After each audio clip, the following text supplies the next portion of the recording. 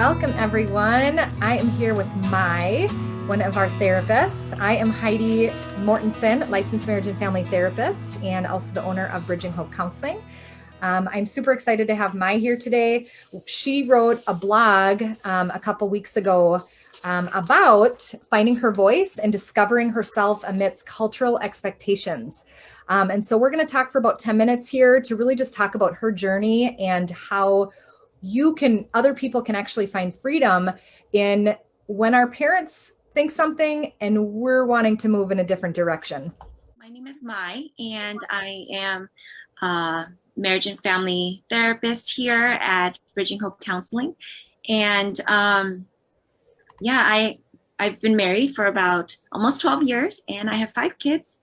And we recently moved to Minnesota in 2020 in November. And so we haven't been here for long.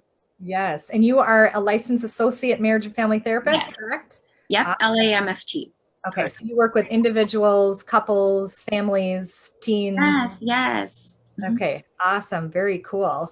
Why don't you just kind of share a little bit like the beginning of your story, that you kind of grew up in a monk family, you were the only girl. Yes. Talk a little bit about what that was like and just kind of some of the fear and anxiety that you experienced from your parents and what that was like for you.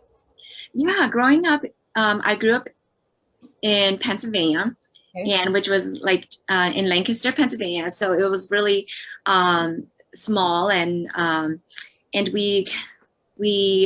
grew up with brothers, so 3 boys.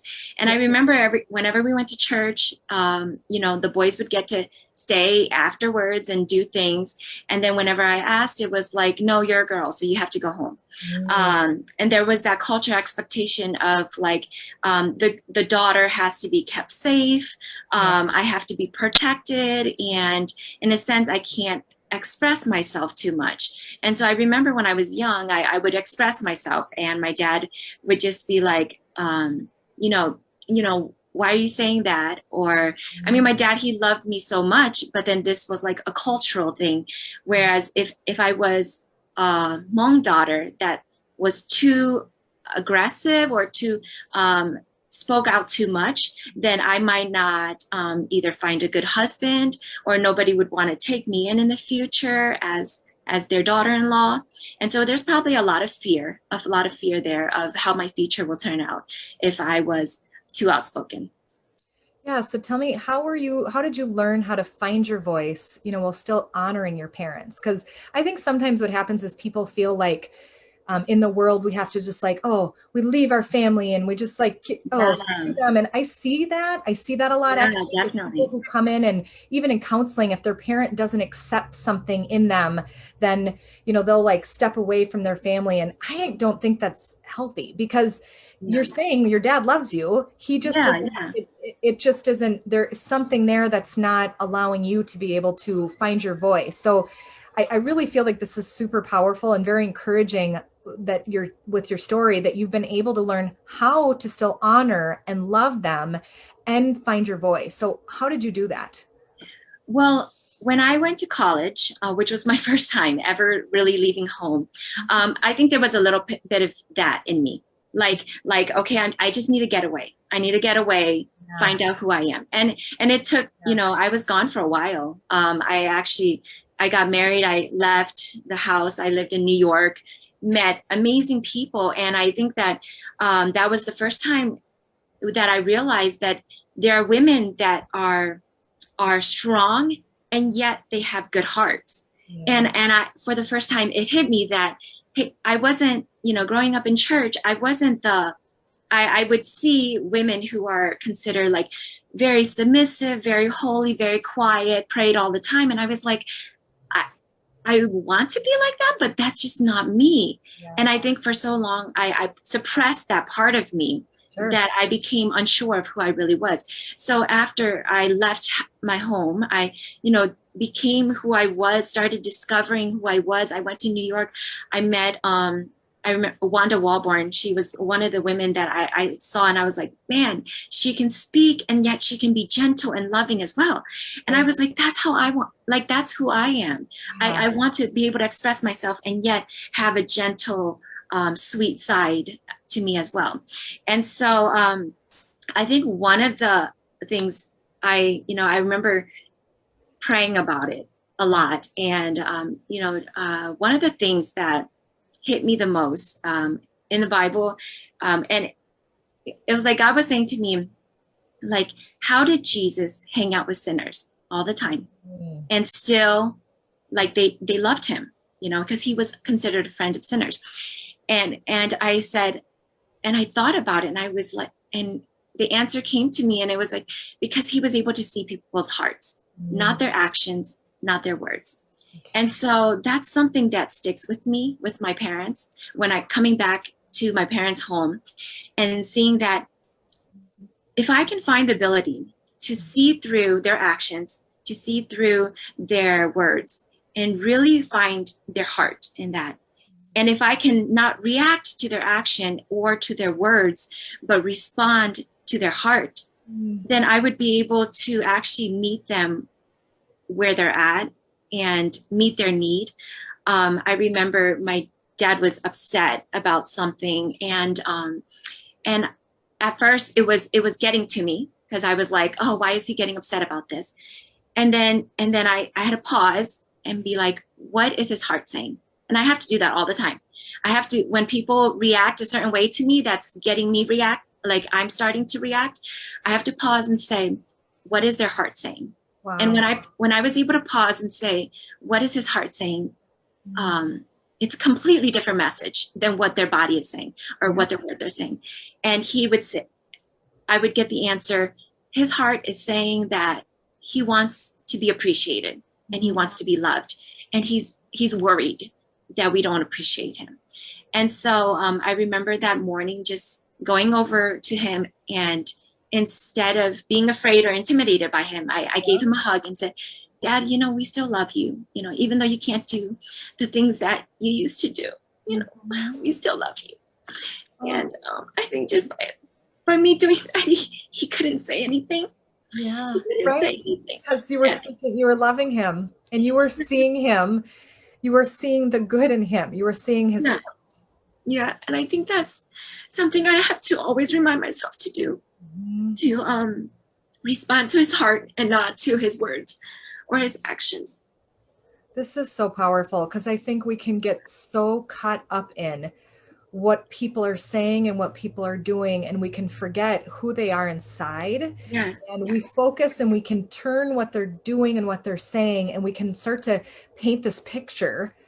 And I guess what I would do is turn it on us. Do we want people to look at us at our worst moments?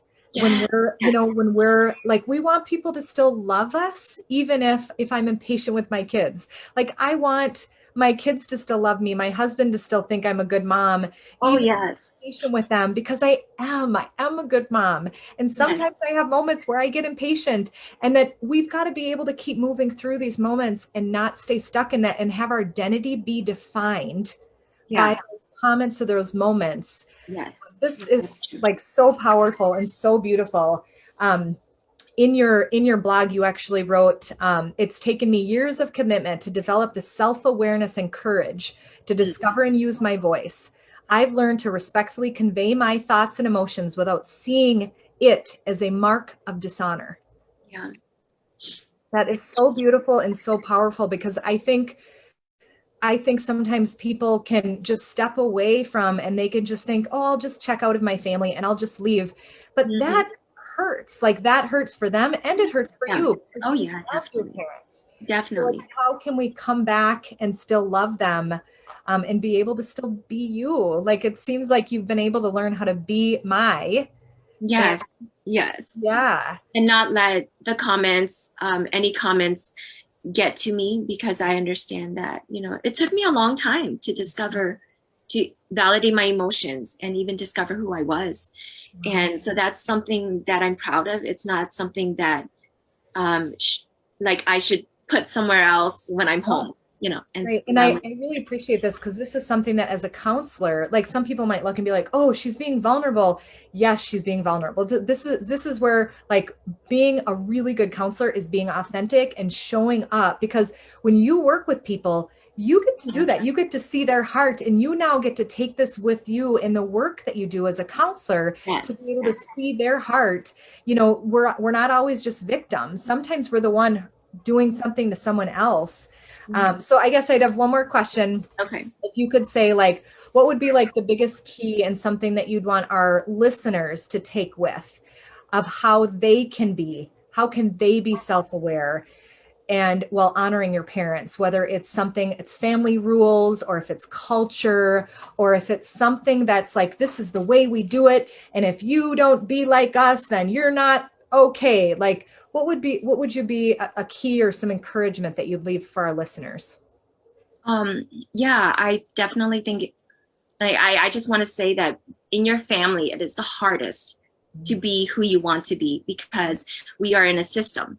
And so first of all, I want to encourage you that if you are able to be who you want to be in your family, then you are more likely to be able to be who you want to be elsewhere.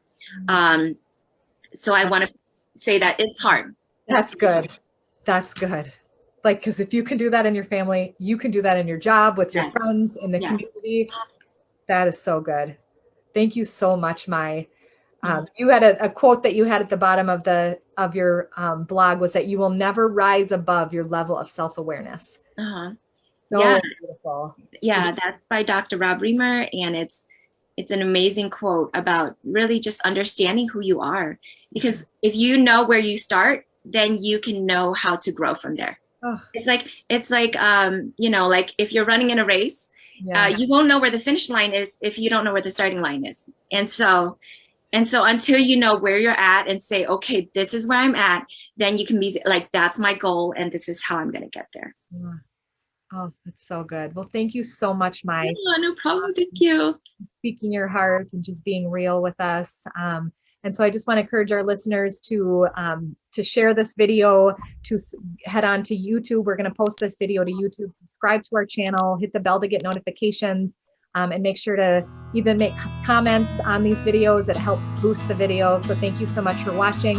And also, this is Bridging Hope Counseling. Our website's www.bridginghopecounseling. And we're located in Lino Lakes, Rogers, and Buffalo. Thanks so much for watching.